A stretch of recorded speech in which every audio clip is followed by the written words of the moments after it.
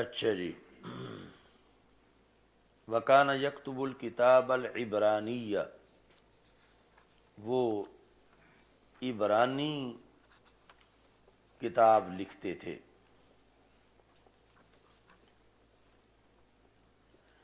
دوسری روایت میں ہے وَيَكْتُبُ مِنَ الْإِنْجِيلِ بِالْعَرَبِيَّةِ، کہ انجیل سے عربی زبان میں لکھتے تھے، یعنی انجیل کی ٹرانسلیشن عربی زبان میں کرتے تھے۔ اور جو مسلم شریف کے اندر الفاظ ہیں اسی حدیث کے، وہ یہ ہیں کہ فَكَانَ يَكْتُبُ الْكِتَابَ الْعَرَبِيَّ، وہ عربی کتاب لکھتے تھے۔ اچھا جی، تو یہ سارے الفاظ ہی درست ہیں، یعنی یہ جو یہاں ہم اس وقت پڑھ رہے ہیں کہ کانا یکتب الکتاب العبرانیہ، یہیں اسی جگہ پہ مسلم شریف میں ہے وکانا یکتب الکتاب العربیہ، اور اسی بخاری کے دوسرے نسخے کے اندر موجود ہے وکانا یکتب من الانجیل بالعربیہ، وہ انجیل سے عربی زبان میں لکھتے تھے، جو عبرانی زبان میں تھا اس کو ترجمہ کر کے عربی میں لکھتے تھے۔ تو امام ابن حجر عسقلانی کہتے ہیں کہ یہ سارے نسخے صحیح ہیں، مسلم شریف کا اور بخاری کی روایات اور بخاری کے دو نسخے، کیونکہ حضرت ورقہ رضی اللہ تعالیٰ عنہ نے عبرانی زبان کی تعلیم حاصل کی تھی، خود تو عربی النسل تھے لیکن تعلم اللسان العبرانیہ، انہوں نے عبرانی زبان پڑھی تھی، والکتابۃ العبرانیہ، اور عبرانی زبان لکھنے کی بھی تعلیم حاصل کی تھی۔ یعنی کسی زبان کو جاننے کے تو دو طریقے ہیں کہ ایک خود اس زبان کو پڑھنا، تو کبھی ایسا ہوتا ہے کہ بول تو سکتا ہے مگر وہ لکھ نہیں سکتا جو بول رہا ہے، تو انہوں نے عبرانی بولنا بھی سیکھی اور عبرانی لکھنا بھی سیکھی۔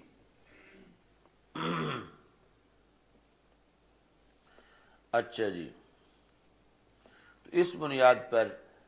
یہ دونوں صلاحیتیں ان کے اندر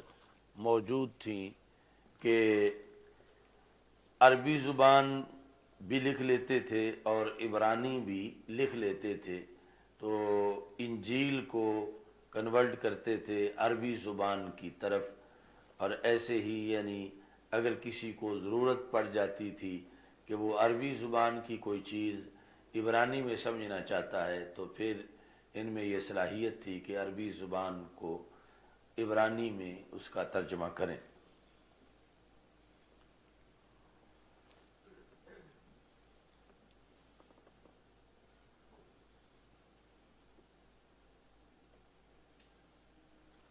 باقی یہاں ان کا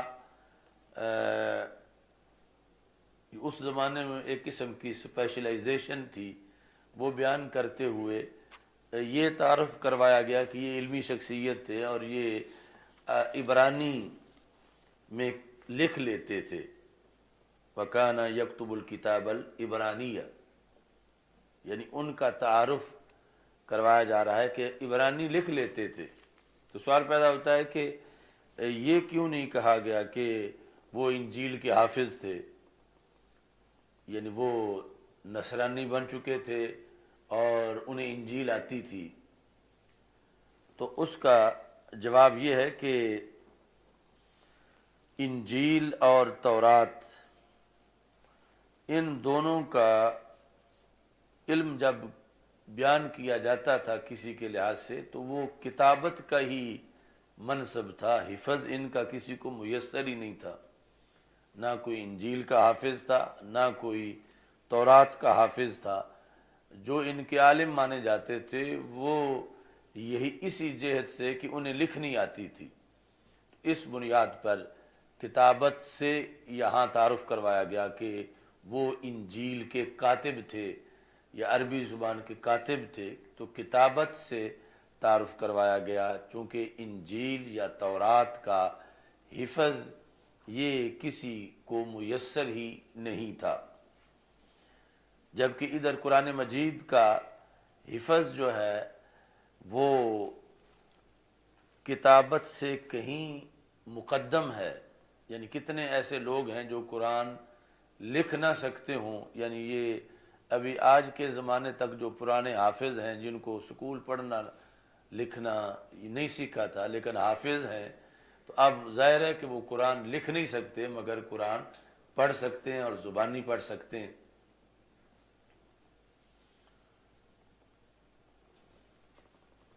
یہ جو چیچنیا اور آزاد ریاستیں ہیں روس کی، وہاں کا ایک بندے کا سفر نامہ تھا، تو وہ اس نے اس میں یہ لکھا اپنے سفر نامے میں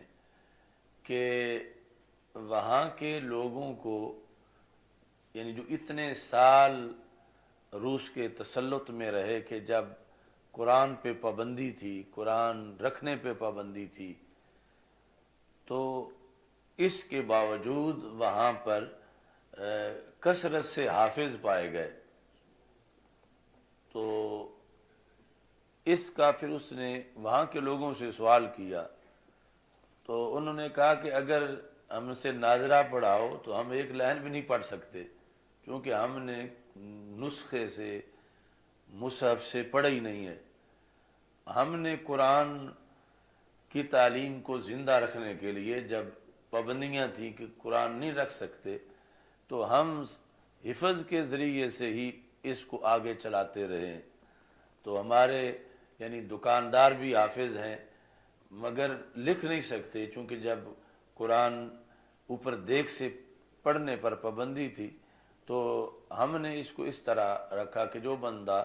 سبزی لینے کے لیے دکان پہ جاتا تھا تو دکاندار اس کو کچھ آیتیں یاد کروا دیتا تھا۔ تو اس طرح یعنی ہر شعبے کے اندر قرآن دیکھے بغیر ہی حفظ کیا جاتا رہا۔ تو اس لیے تمہیں یہاں قرآن کے حافظ تو ملیں گے، ناظرہ خان ہی ملیں گے، چونکہ ناظرہ میسر نہیں تھا۔ تو اس طرح یعنی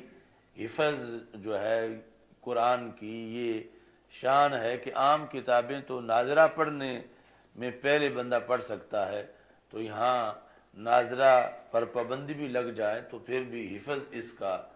اس پر پابندی نہیں لگی، یعنی یہ امت نے اس کو اس طرح آگے پھیلایا ہے۔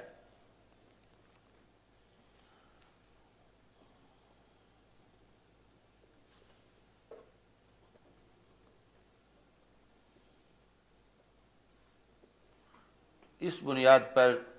اس امت کی یہ خصوصیت ہے کہ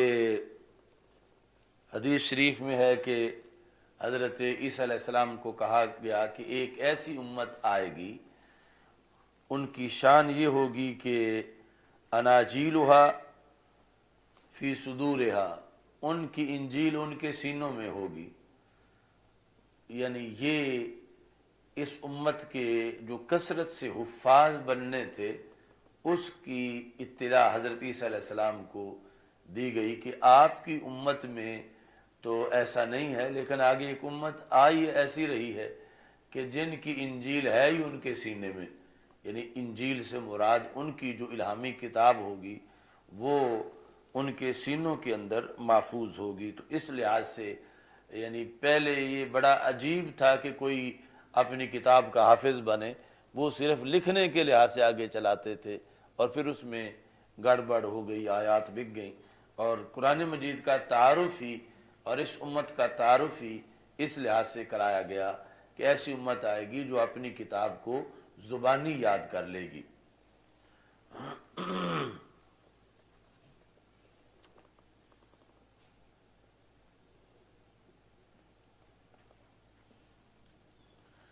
اچھا جی، تو جس وقت ان کے پاس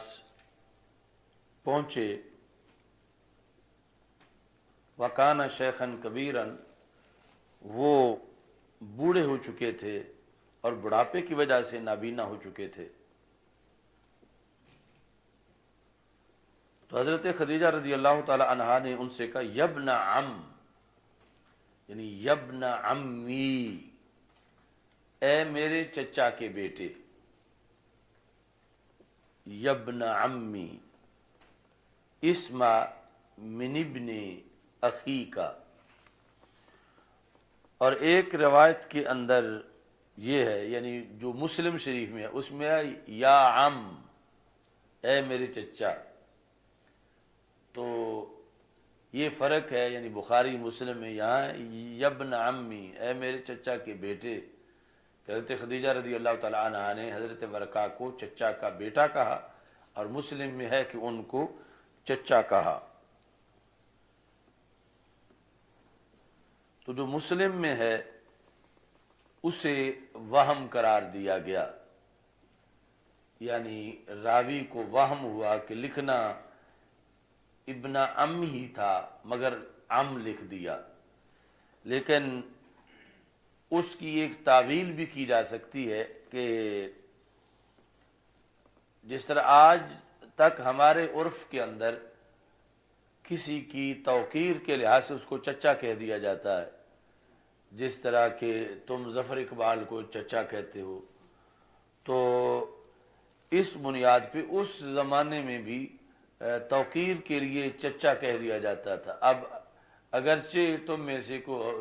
ہم عمر بھی ہو ظفر اقبال کے، تو پھر بھی اس کو چچا ہی کہہ رہا ہے، حالانکہ یعنی اس کا یوں بڑی عمر یعنی تمہارے ہم عمر ہونا، یعنی اس سے بعید بنتا ہے کہ اسے چچا کہا جائے، لیکن پھر بھی احترام کے لیے چچا کہہ دیا جاتا ہے۔ تو یہ اس وقت کا بھی عرف تھا، تو تھے حقیقت میں ابن ام، لیکن انہیں ام چچا کے احترام کے طور پر کہا جا رہا تھا۔ اس بنیاد پر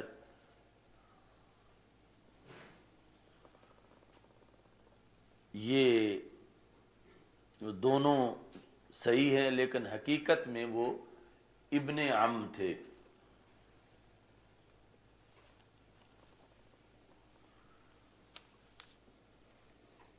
اچھا جی، اور پھر انہوں نے کہا کہ اپنے بھائی کے بیٹے سے سنو، یعنی رسول اکرم صلی اللہ علیہ وسلم کو حضرت ورقہ رضی اللہ تعالی عنہ کا بھتیجا قرار دیا حضرت خدیجہ رضی اللہ تعالی عنہا نے۔ تو اس کے لحاظ سے بھی شارحین نے یہ بتایا کہ رسول اکرم صلی اللہ علیہ وسلم کے والد محترم حضرت عبداللہ بن عبد المطلب رضی اللہ تعالی عنہما اور حضرت ورقہ رضی اللہ تعالی عنہ، دونوں کا نسب جو ہے وہ قصی بن کلاب کے اندر جا کے اکٹھا ہو جاتا ہے۔ اس بنیاد پر یہ جو بھائی بننا ہے اس کو بتایا گیا کہ اپنے بھائی کے مراد یہ ہے حضرت عبداللہ کے بیٹے سے تم یہ بات سنو۔ یہ ایک وجہ ہے نسبی طور پر، یا یہ بھی علی سبیل توقیر کہا گیا۔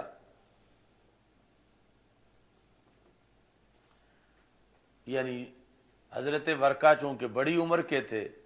تو رسول اکرم صلی اللہ علیہ وسلم کو ان کا بھائی نہیں کہا گیا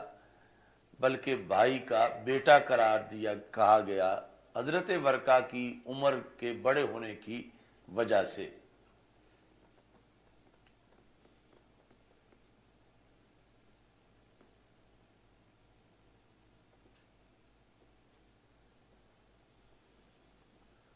تو یہ آج تک یہ جائز یعنی رائج ہے کہ کسی سے اپنے مقصد برآری کے لیے اس سے گفتگو میں اپنا خاندانی قرب ظاہر کرنا، یہ ایک ضابطہ ہے. یعنی اگرچہ اجنبی ہی ہوں تو آپس میں یعنی بلا تشبیہ و تمثیل آج کے لحاظ سے وہ چچا بھتیجا اظہار کرتے ہیں. یعنی ایک بندہ جس کا زید کا بکر چچا نہیں ہے لیکن وہ اسے چچا کہہ کے بلاتا ہے اپنے کسی مقصد کے لیے، یا آگے عام ہے کہ اس کا مقصد اچھا ہو یا برا ہو، تو بلا تشبیہ و تمثیل حضرت خدیجہ رضی اللہ تعالی عنہا یہ کہہ کر کے اپنے بھتیجے کی بات سنو تو ان کو اس سلسلہ کے اندر شوق دلانا چاہتی تھی کہ وہ اچھی طرح توجہ سے رسول اکرم صلی اللہ علیہ وسلم کی گفتگو کو سنیں اور پھر اپنے علم کے مطابق اس کے اندر تدبر کریں.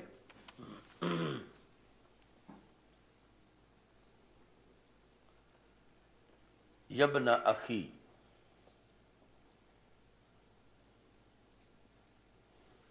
تو ورقہ نے جب رسول اکرم صلی اللہ علیہ وسلم سے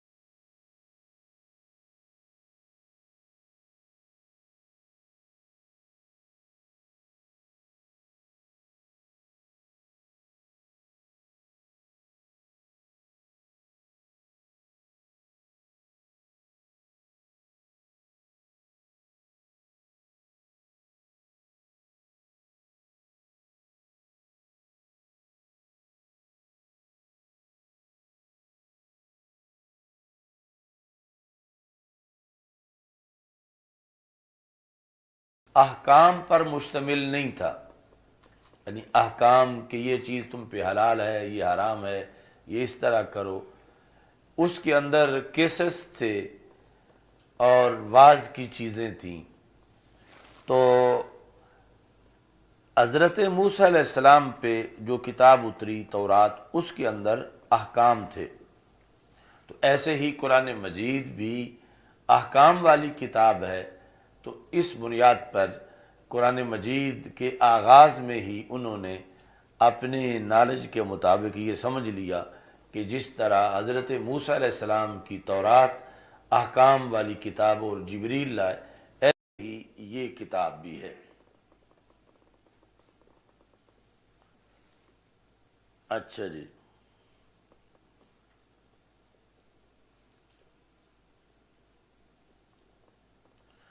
دوسری وجہ یہ ہے کہ جبریل علیہ السلام کا حضرت موسیٰ علیہ السلام پہ آنا وحی لے کر، یہ اہل کتاب کے درمیان متفق علیہ ہے. متفق علیہ یعنی یہودی بھی مانتے ہیں، نصرانی بھی مانتے ہیں کہ حضرت موسیٰ علیہ السلام پہ کتاب نازل ہوئی، جبکہ حضرت عیسیٰ علیہ السلام پر اترنے والی کتاب کا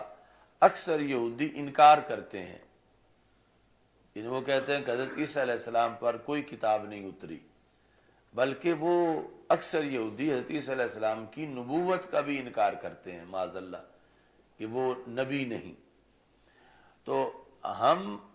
ہمارے نزدیک تو دونوں نبی ہیں، حضرت عیسیٰ علیہ السلام، حضرت موسیٰ علیہ السلام، اور دونوں پر کتاب اتری بالیقین. لیکن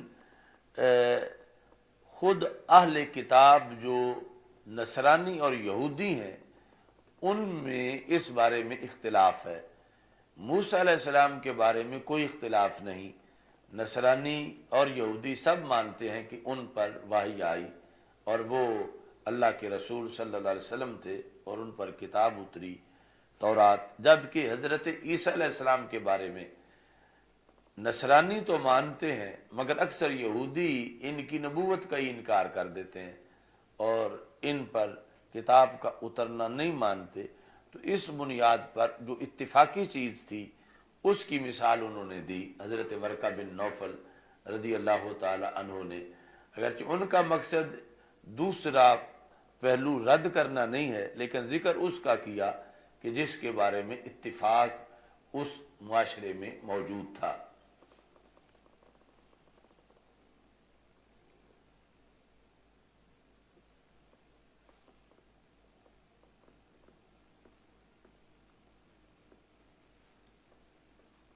اچھا جی.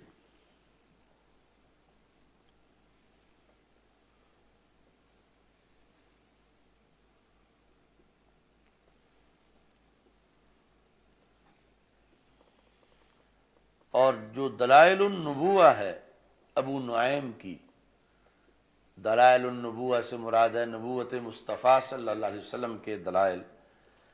اس کے اندر یعنی جہاں اس حدیث میں کا ذکر ہے تو وہاں حضرت ورقہ بن نوفل کی طرف سے جو لفظ بولے گئے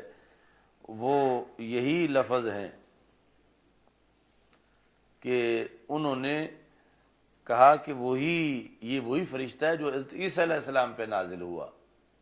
یعنی اس کے اندر اگرچہ ظاہر ہے کہ وہ سند کے درجے میں اس بخاری کی روایت کے ہم پلہ نہیں ہے، مگر وہاں تذکرہ یہ ہے کہ یہ وہی ناموس ہے، یہ وہی فرشتہ ہے جو حضرت عیسیٰ علیہ السلام پہ نازل ہوا.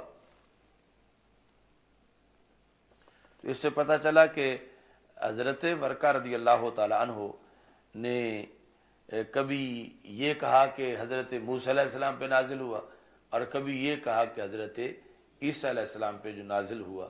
اور زیادہ پھر رائج یہ بات ہوئی جو بخاری شریف میں ہے.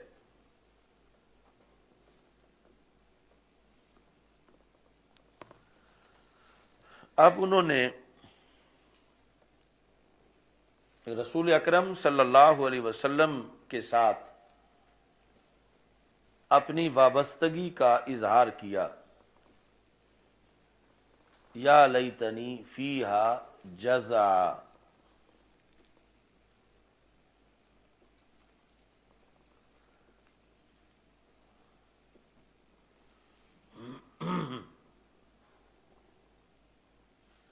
حاز میر جو ہے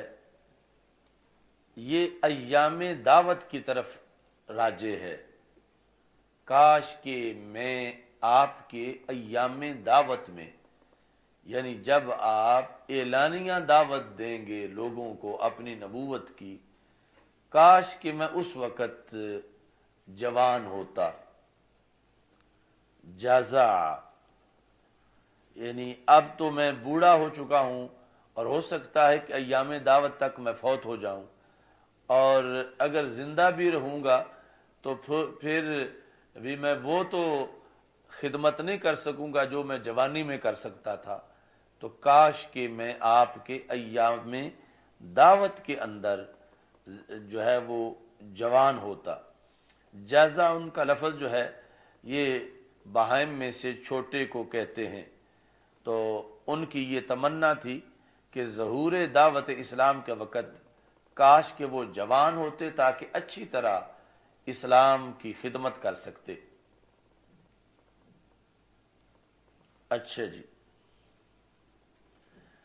اب پتہ چلا کہ جو گفتگو کے آغاز میں جب حضرت ورقہ رضی اللہ تعالیٰ عنہ کا تذکرہ آیا تو وہاں پر یہ تعارف کروا دیا گیا کہ وکانہ شیخن کبیرن، تاکہ اگلی بات سمجھنے میں آسانی ہو جائے،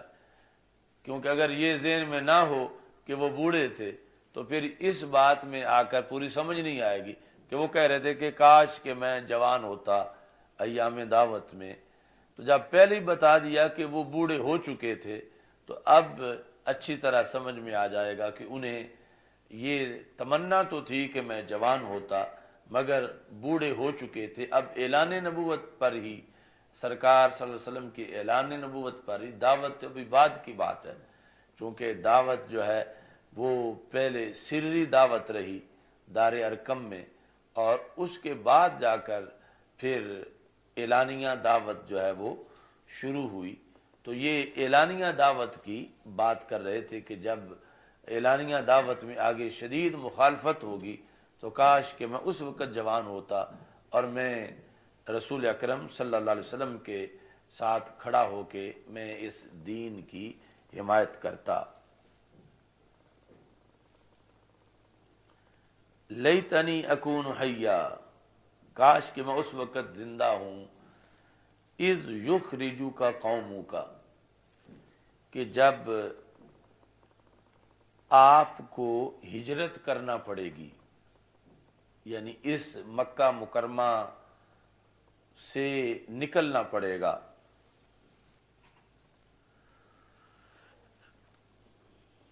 تو یہ بھی انہوں نے اپنے مطالعہ کے لحاظ سے خبر دی کہ یہ مرحلہ بھی آئے گا مستقبل کے اندر۔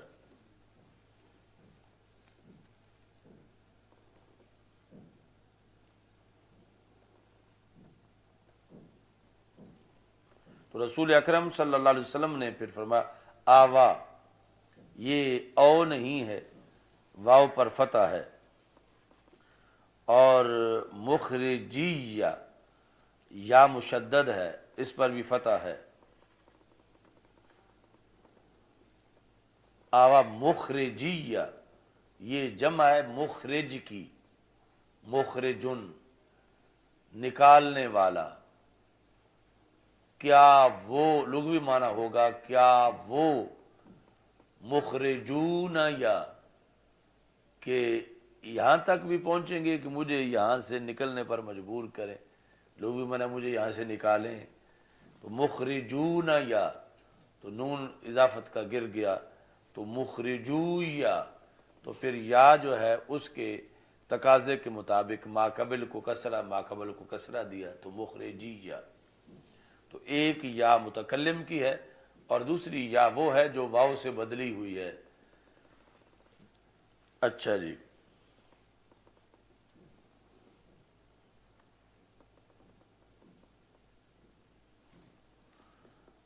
آوا مخرجیہم،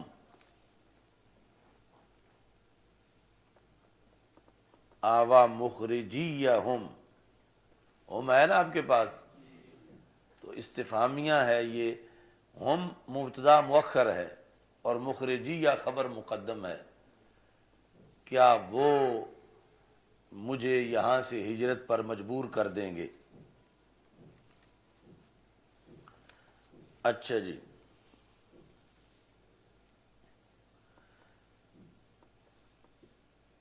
تو ترجمے کے اندر اس طرح ترجمہ کریں گے،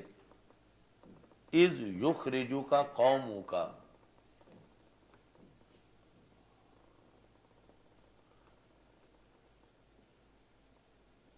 جب آپ کی قوم کی وجہ سے آپ کو یہاں سے تشریف لے جانا پڑے گا، قوم کی وجہ سے، کیونکہ گرامر کا بھی خیال رکھنا ہے کہ فاعل آئے، کہ فاعل کون ہے۔ عام بندہ ہوتا تو پھر ہوتا کہ جب تجھے تمہاری قوم نکالے گی، تو قوم نکالے گی، نکالنے والی قوم وہ فاعل ہے، اور کاف مفعول بھی ہے، تجھے تمہاری قوم نکالے گی۔ لیکن رسول اکرم صلی اللہ علیہ وسلم چونکہ یہاں پر کاف سے مراد ہیں، تو اب قرآن مجید میں اذ یخرجک الذین کفروا، تو وہاں پر فاعل جو ہے وہ الذین کفروا اور مفعول بھی کاف ہے، تو سب نے ایسے ہی ترجمہ کیا کہ جب تمہاری قوم نکال دے گی، نکال باہر کرے گی۔ رسول صلی اللہ علیہ وسلم کا بھی خیال رکھا کہ جب کفار کی ایذا رسانیوں سے آپ کا باہر تشریف لے جانا ہوا، یعنی یہ اور کسی کا ترجمہ نہیں ہے، تو یعنی گرامر میں بھی وہ پورا گھر گرامر کا بھی ہو گیا کہ کون سبب بنے کہ سرکار ہجرت کریں، تو الذین کفروا وہ سبب بنے، اور پھر ہجرت کی کس نے؟ رسول اکرم صلی اللہ علیہ وسلم نے۔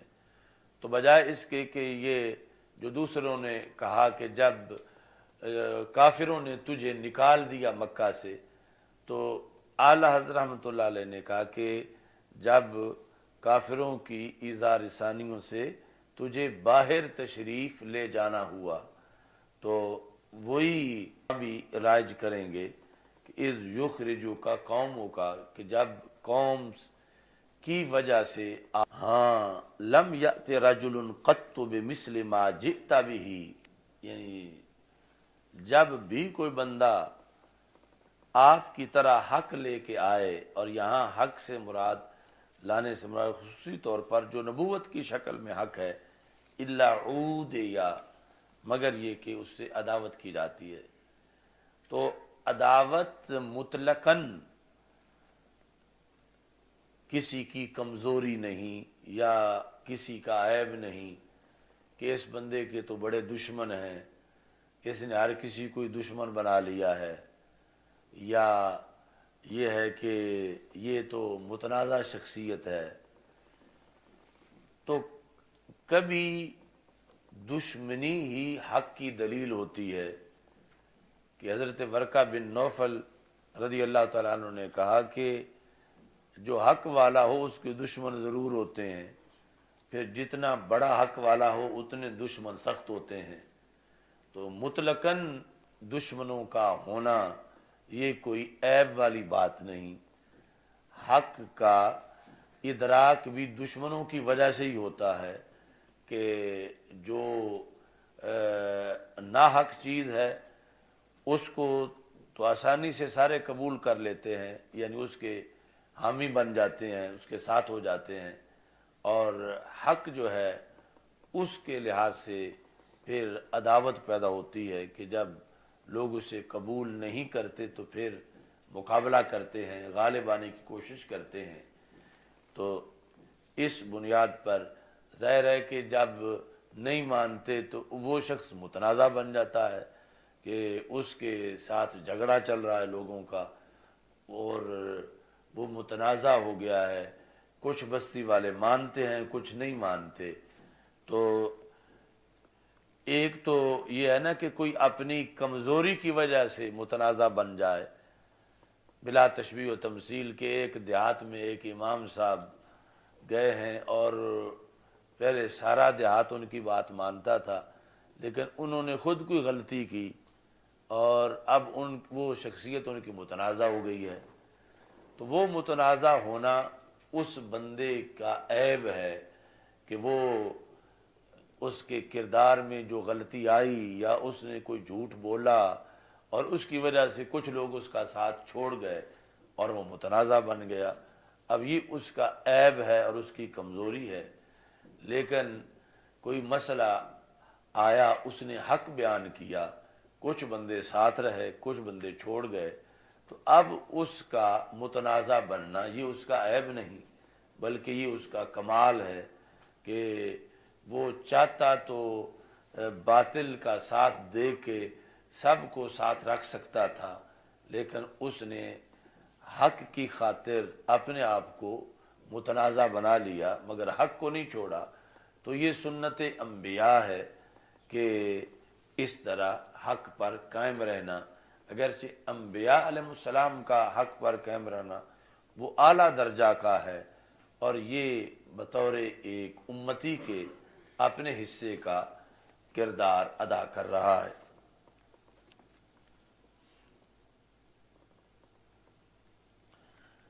تو یہاں سے یہ بھی پتہ چلتا ہے کہ ہمارے حضرت صاحب کو تو سب ہی مانتے ہیں، یا ہمارے حضرت صاحب کا تو کوئی دشمن نہیں ہے، ہمارے حضرت صاحب جو ہیں ان کے بارے میں تو کسی کا کوئی اختلاف نہیں ہے، تو یہ جملہ بہت خطرناک بھی ہو سکتا ہے اور کسی حد کے اندر محدود کر کے پھر بیان واقعہ بھی ہو سکتا ہے، لیکن اکثر یہ ہے کہ اگر حضرت صاحب برے کو برا کہیں اور اچھے کو اچھا کہیں، یا تو پھر معاشرے میں ہیں ہی سارے اچھے کہ حضرت صاحب کو ضرورت نہیں پڑتی کہ وہ کسی کو برا کہیں، یا پھر برے اتنے اچھے ہو گئے ہیں کہ ان کو کوئی برا کہے تو پھر بھی وہ کہتے ہیں کوئی بات نہیں، جبکہ یہ دونوں باتیں ہی درست نہیں، نہ سارا زمانے کے لوگ اچھے ہو گئے ہیں اور نہ یہ ہے کہ برے ہو کہ وہ آگے کہیں کہ کوئی نہیں، حضرت صاحب نے ہمیں کہہ بھی دیا ہے کہ یہ جھوٹے ہیں تو ہم پھر بھی حضرت صاحب کو متنازع نہیں بناتے اور مخالفت نہیں کرتے۔ تو جن کو چور ڈاکو کہا جائے گا جس حیثیت میں وہ ہیں، یا تو ہوں چور اور ان کو حاجی صاحب کہا جائے تو اب اختلاف نہیں ہوگا، اب ہوں چور اور ان کو چور کہا جائے تو اب چور آگے اتنا پارسا ہو کہ ٹھیک ہے مجھے چور کہتے رہیں کوئی بات نہیں، تو یہ مشکل ہے، اس پر پھر چور ان پر حملہ بھی کرے گا، چور کے گماشتے اور چور کے جو ایجنٹ ہیں وہ اس کے ساتھ اختلاف بھی کریں گے، تو یہ وجہ ہے کہ اختلاف حق پر قائم رہنے کی وجہ سے جو کسی سے ہو جائے تو وہ معیوب نہیں بلکہ وہ ہونا چاہیے، اور جو کسی کی اپنی کمزوری کی وجہ سے ہو جائے اس کو پھر اس کے ساتھ مکس نہیں کرنا چاہیے کہ وہ اختلاف نہیں ہونا چاہیے تھا۔ مثلا کوئی قرآن مجید جو جماعت کراتے ہوئے غلط پڑھتا ہے، اب اس سے لوگوں کا اختلاف ہو جائے تو وہ پھر لوگوں کو کہے کہ یہ تو بڑے بڑوں پہ فتوے لگتے رہے ہیں، یہ لوگ یہ دنیا چھوڑتی ہی نہیں ہے، تو اب وہ غلط رنگ دے رہا ہے، تو اس واسطے یعنی ہر چیز کو اپنے پس منظر کے اندر رکھنے کی ضرورت ہے۔ اچھا جی، اور اگر مجھے آپ کے زمانے نے پا لیا یوموں کا، اگر مجھے آپ کے زمانے نے پا لیا، مراد کیا ہے؟ یوم دعوت، یعنی جب آپ اعلانیہ دعوت کر رہے ہوں گے، نبوت تو اب بھی ہے، جب اعلانیہ دعوت آپ کریں گے، دعوت دیں گے، کاش کہ میں اس وقت زندہ ہوں اور میں آپ کی بھاری مدد کروں، نصرم معزرہ۔ اچھا جی، یعنی معمولی مدد نہیں بلکہ کھل کے میں آپ کی مدد کروں اس حق کے راستے میں۔ اب یہ گفتگو ہوئی، ثم لم ینشب ورقۃ ان توفی وفتر الوحی، ثم لم ینشب، پھر زیادہ وقت ورقہ زندہ نہیں رہے، زیادہ وقت نہیں رہے، اس کی آگے تفسیر ہے ان توفی، کہ وہ فوت ہو گئے اور ادھر جو ہے وحی بند ہو گئی۔ اچھا جی،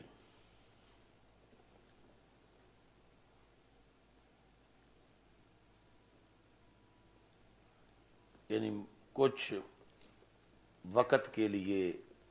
وحی بند ہو گئی۔ اب یہاں جو ہے وہ پھر سوال پیدا ہوتا ہے،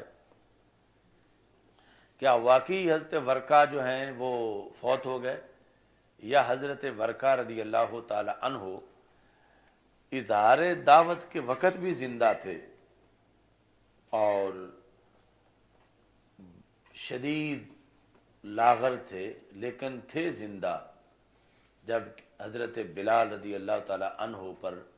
تشدد ہو رہا تھا تو وہاں پاس سے گزرے۔ پھر یہ سوال پیدا ہوتا ہے کہ بخاری میں تو ہے کہ وہ تو فوت ہو گئے اور ادھر وحی بند ہو گئی۔ وحی بند ہونا بالکل آغاز میں ہے، تو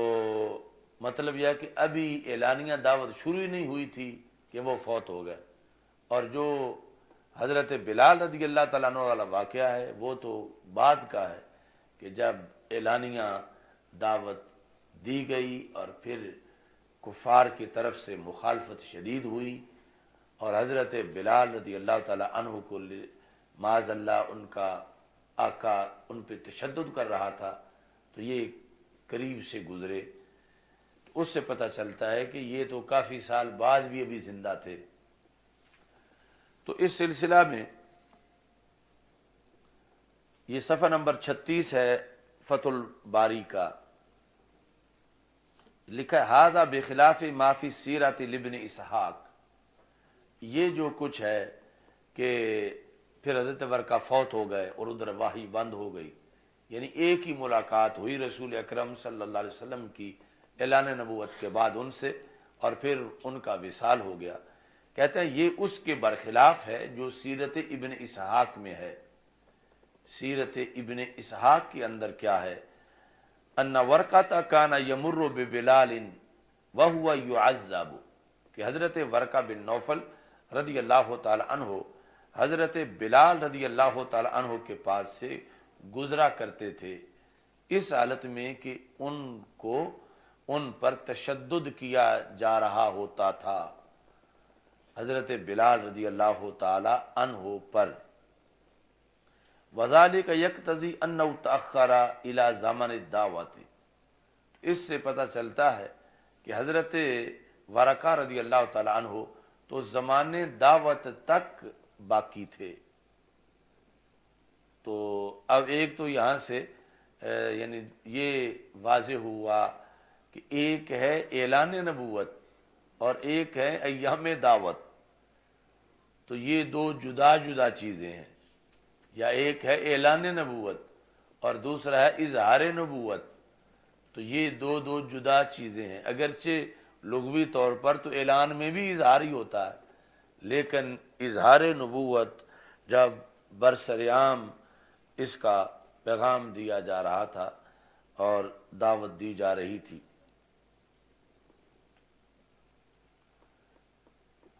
اب یہاں سے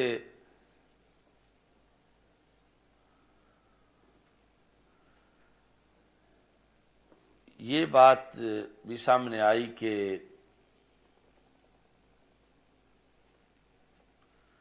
حضرت بلال رضی اللہ تعالی عنہ وَإِلَىٰ أَن دَاخَلَ بَعْضُ النَّاسِ فِي الْإِسْلَامِ کہ حضرت ورقہ بن نوفل اس وقت تک ابھی زندہ تھے کہ جب کچھ لوگ دعوت کے نتیجے میں اسلام میں داخل بھی ہو چکے تھے، جس طرح کہ حضرت بلال رضی اللہ تعالیٰ عنہ ہو، اور پھر ان پر تشدد کیا جا رہا تھا۔ اچھا جی، تو امام ابن حجر عسقلانی نے یہ مسئلہ خود چھیڑا کہ اب بخاری والی بات مانیں یا ابن اسحاق والی بات مانیں، اور جو ابن اسحاق میں ہے وہ اور بھی بہت سی کتابوں میں ہے۔ ابھی میں وہ پیش کروں گا، النہایہ سے، النہایہ فی غریب الحدیث والاثر، جو ابن حجر عسقلانی سے پہلے کے ہیں، اور انہوں نے اس سلسلہ کے اندر لکھا ہے واضح طور پر۔ النہایہ جو ہے یہ جلد نمبر 1 میں یہ ذکر ہے۔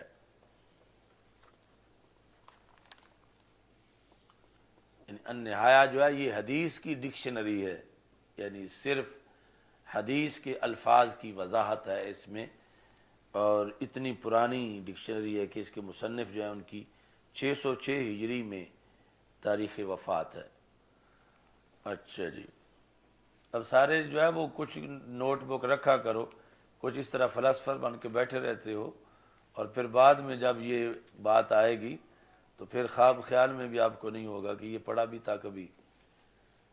یعنی بعد میں، یعنی کہ جب تم حضرت برکہ والی عمر میں پہنچو گے، یہ چند سال بعد ہی یا تھوڑی وقت میں ہی بھول جائے گا۔ اچھا جی، تو پھر اگر نئے سرے سے ڈھونڈنا پڑ گیا تو پھر نانی یاد آ جائے گی ایک حوالہ ڈھونڈنے کے لیے۔ تو یہ 452 صفحہ ہے۔ وفی حدیث بلال انہ مر علیہ ورقۃ بن نوفل وہو یعذب۔ اچھا جی، فقال کہ حضرت ورقہ بن نوفل گزرے اور حضرت بلال رضی اللہ تعالی عنہ پر تشدد کیا جا رہا تھا، تو آپ نے فرمایا واللہ لئن قتلتموہ لأتخذنہ حنانا۔ آپ نے بڑھاپے کے باوجود ان کو دھمکی دے دی، حضرت ورقہ بن نوفل نے۔ یہ ہم نے غازی صاحب کی تحریک کے دوران بار بار یہ حوالہ نواز شریف کے لیے پیش کیا۔ یعنی تم سمجھتے ہو کہ اگر غازی ممتاز حسین قادری رحمہ اللہ تعالیٰ کو پھانسی دے دی گئی تو مسئلہ ختم ہو جائے گا، تو ختم نہیں ہوگا، ان کی قبر بھی تجھ پہ راج کرے گی اور اثرات قیامت تک مرتب ہوں گے۔ حضرت ورقہ بن نوفل نے کہا واللہ لئن قتلتموہ، کہ تم تشدد کر کر کے یہی کرو گے کہ حضرت بلال کو شہید کر دو گے، تو پھر یاد رکھو اگر تم نے ان کو شہید کر دیا تو پھر میں کیا کروں گا، لَأَتَّخِذَنَّهُ حَنَانًا، میں ان کو حنان بنا لوں گا۔ یہ قتل ہونے کے بعد بھی اتنا کام تو کریں گے کہ یہ حنان بن جائیں گے۔ لَأَتَّخِذَنَّهُ حَنَانًا، لام اور نون تاکید ثقیلہ، میں ضرور بھی ضرور ان کو حنان بناؤں گا۔ یہ دھمکی تھی۔ اب حنان کیا چیز ہے کہ جس کا اتنا ان کو روب طاری کیا جا رہا تھا کہ باز آ جاؤ، انہیں شہید نہ کرنا، ورنہ میں ان کو حنان بنا لوں گا، اور اگر حنان بن گیا تو تمہاری خیر نہیں۔ یہ اس دھمکی کا مطلب کیا بنتا تھا؟ تو انہوں نے ابن الاسیر نے کہا، یعنی یہاں تک تو لفظ حضرت ورقہ کے تھے، کہتے الحنان الرحمت والعطف والحنان الرزق والبرکہ اراد لأجعلن قبرہ موضع حنان، کہ جب شہید ہوں گے تو قبر تو ان کی بنے گی، تو میں ان کی قبر کو برکت کا مرکز سمجھوں گا، میں ان کی قبر کو موضع حنان بناؤں گا، یعنی میں ان کی قبر پر آ کر مٹی کو ہاتھ لگا کے سمجھوں گا کہ یہاں مٹی بھی برکت دے رہی ہے۔ تو جب میں حنان بناؤں گا، یعنی ان کی قبر کی میں ایسی تعظیم کروں گا، قبر سے میں برکت حاصل کروں گا، تو دنیا تجھے اے قریش ملامت کرے گی کہ تم نے کتنے عظیم بندے کو شہید کیا، کہ جس کی قبر بھی نور بانٹتی ہے، جس کی قبر سے بھی برکتیں ملتی ہیں۔ تو یہ دھمکی تھی کہ یہ مر کے بھی نہیں مریں گے، یعنی پھر بھی ان کی قبر کا بھی ایک رعب ہوگا کہ قبر پر آنے والے جو ہیں ان کی وجہ سے بھی تمہاری مذمت ہوگی۔ تو ہم کہتے تھے کہ یہ ممتاز حسین قادری کی شہادت کے بعد ان کا جنازہ یا ان کی قبر اور عرس اور لوگوں کا وہاں پر دیوانہ وار جانا، یہ بھی تمہارے لیے کوڑوں سے کم نہیں ہوگا، اور جو اقتدار والا طبقہ ہے ان پر اس وجہ سے بھی جہاں روزانہ لوگ حاضری کے لیے جائیں گے ان کے ایصال ثواب کے لیے، ساتھ اسی وقت تمہارے اوپر ملامت بھی ہوگی کہ یہ وہ کمینے لوگ تھے کہ جنہوں نے ایک غازی کو شہید کر دیا، کہ جس کے وصال کے بعد صدیوں تک قبر پر لوگ محبت کا اظہار کرتے رہیں گے، اور اس وقت ہی ان کے لیے ساتھ مذمت اور نفرت کے جذبات لوگوں میں موجود ہوں گے۔ اور وہ اسی طرح ہی ہوا، یعنی غازی ممتاز حسین قادری کی شہادت کے بعد جتنی بھی روزانہ لوگ وہاں حاضری دیتے ہیں اور ان سے اظہار محبت کرتے ہیں، تو وہ اظہار عقیدت، اظہار محبت خواہ وہ عرس کی شکل میں ہو یا کسی جلسے کی شکل میں ہو یا حاضری کی شکل میں ہو، وہ مکمل ہی تب ہوتا ہے کہ جب جنہوں نے شہید کیا ان کی مذمت ہوتی ہے، ان پہ ملامت کی جاتی ہے۔ تو حضرت ورقہ بن نوفل نے جنہیں دھمکی دی قریش مکہ کو، انہیں تو سمجھ آ گئی، مگر اس نواز شریف ٹولے کو ہماری دھمکی کی سمجھ نہ آئی اور یہ باز نہ آئے، اور وہ آگے سبب بنا حضرت بلال رہا ہو گئے، آزاد ہو گئے۔ تو لیکن انہوں نے دھمکی دی لَأَجْعَلَنَّ قَبْرَهُ مَوْضِعَ حَنَانٍ، میں ان کی قبر کو موضع حنان بناؤں گا۔ اب عقیدے کے مسئلے میں بھی یہ بات سامنے آئی کہ وہ قریش مکہ مشرک ضرور تھے مگر وہابی نہیں تھے۔ اور اگر آج کوئی کہے کہ نہیں وہابی تھے تو ٹھیک ہے، وہابی تھے۔ اگر کوئی یہ کہے کہ تم یہ کیوں کہتے ہو کہ وہابی نہیں تھے، یہ تم ہماری انسلٹ کر، میں کہ ٹھیک ہے وہابی تھے، قریش مکہ بھی تھے اور وہابی بھی تھے۔ تو قریش مکہ مشرک ضرور تھے مگر وہابی نہیں تھے، کیونکہ اگر وہابی والا ذہن ہوتا تو کہتے کیا بگڑے گا ہمارا، اور یہ تو تم شرکیہ کام کرو گے، اگر تم شہید کی قبر سے برکت حاصل کرو گے تو یہ تو تم اپنی عاقبت خراب کرو گے، اس میں ہمارا کیا نقصان ہے، کرتے رہنا۔ مگر وہ ڈر گئے کہ یہ شہید کی قبر جو ہے وہ ہمیں لے بیٹھے گی، اور اس پر جو حاضری دینے کے لیے حصول برکت کی نیت سے آئیں گے وہ ہمارے لیے وہ وبال بن جائیں گے۔ تو اگر یہ آج ابن عبد الوہاب نے گڑھ آباد میں آ کر مسلک یہ اس وقت قریش مکہ کا ہوتا تو وہ حضرت ورقہ کی دھمکی سے بالکل نہ ڈرتے، وہ کہتے کہ یہ تو تم آسمانی کتاب یا کلمہ پڑھنے کے باوجود، اب ظاہر ہے کہ اس وقت حضرت ورقہ تو ایام دعوت میں جب زندہ ہیں تو کلمہ گو ہیں، مسلمان ہیں، تو وہ اگر دین وہ صحیح ہوتا جو وہابیت نے پیش کیا تو وہ کہتے کہ تم تو خود مشرک ہو، تمہارا ہاتھ لگانے کے عمل کی کیا ویلیو ہے، اس سے کیا ہوگا، کچھ نہیں ہوگا، مگر وہ ڈر گئے کہ یہ جو اظہار محبت ہے اس کے تو بڑے اثرات مرتب ہوں گے۔ تو اس سے پتہ چلتا ہے کہ بریلویت بڑی پرانی چیز ہے، اگرچہ نام بریلوی بعد میں آیا ہے مگر کام تو حضرت ورقہ بن نوفل کے زمانے سے تھا۔ آج جس کو یہ کبھی کہتے ہیں وہابی، قبر پوجیے، قبر چٹیے، اس طرح کے لفظ بولتے ہیں، اگر حضرت ورقہ کے سامنے ہو تو مار مار کے وہ ان کا حلیہ بگاڑ دے کہ میں توحید پرست ہوں اور میں مانتا ہوں کہ ایک شہید کی قبر کا بھی فائدہ ہے، اور شہید کی قبر جو ہے اس کی برکت کے سامنے جو ہے وہ مشرک، وہ سرنگوں ہے، اور تم کون سی توحید بنائے پھرتے ہو۔ تو حضرت ورقہ بن نوفل نے جو توحید پڑھی، جس کی وجہ سے وہ مشرکین مکہ کے خلاف اپنے جذبات کا بڑھاپے میں بھی اظہار کر رہے تھے کہ حضرت بلال کو کچھ نہ کہو، انہیں شہید مت کرنا، انہیں چھوڑ دو، ورنہ میں جو ہے وہ یہ کروں گا کہ ان کی قبر کو میں حنان بنا لوں گا۔ حنان کے اندر جو عقیدہ ہے وہی بعد میں آج کے زمانے میں اسے ہی فکر رضا سے تعبیر کیا جاتا ہے کہ لَأَتَّخِذَنَّهُ حَنَانًا مَوْضِعَ الْبَرَكَةِ۔ اچھا جی، لَأَجْعَلَنَّ قَبْرَهُ مَوْضِعَ حَنَانٍ، میں ان کی قبر کو موضع